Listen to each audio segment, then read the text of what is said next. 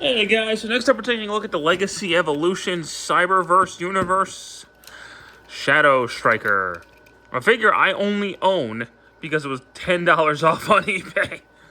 Not eBay, Amazon. It was $16. I was like, alright, screw it. And I like Sideburn enough, so I was like, yeah, sure, why not? I'll get Shadowstriker, even though I really only wanted Sideburn, but I was like, yeah, screw it, whatever.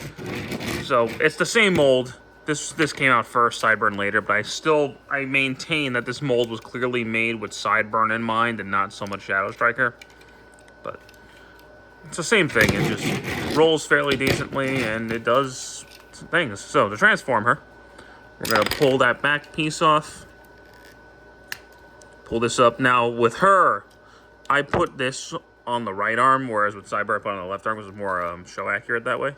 I don't have any connection to Shadowstriker as a character, so to make her different, we'll open these doors,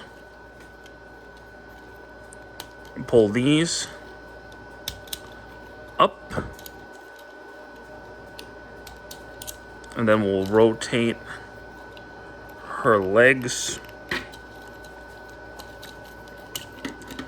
down like that, disconnect the knees from the tabs, and then fold down the feeties.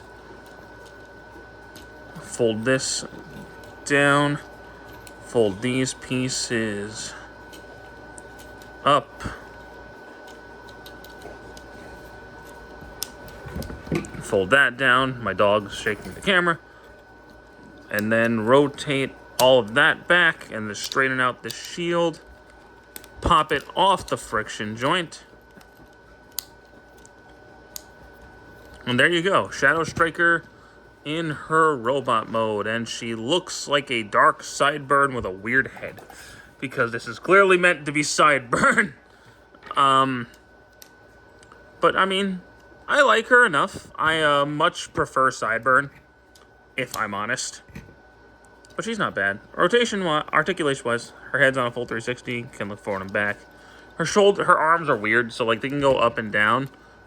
They could turn and then go like this. Like you have to rotate it right there. It's really weird, but that's just how it works. Rotation at the bicep, elbow joint, wrist swivel, waist swivel, splits, rotation at the thigh, knee joint, ankle pivot, toe, and you know, all the, again, I say this to every review, but she has all the modern articulation you would expect. Now, of course, her gun can store back here, just like on Sideburn. She can hold her gun. And you can make it the crossbow weapon that Sideburn has.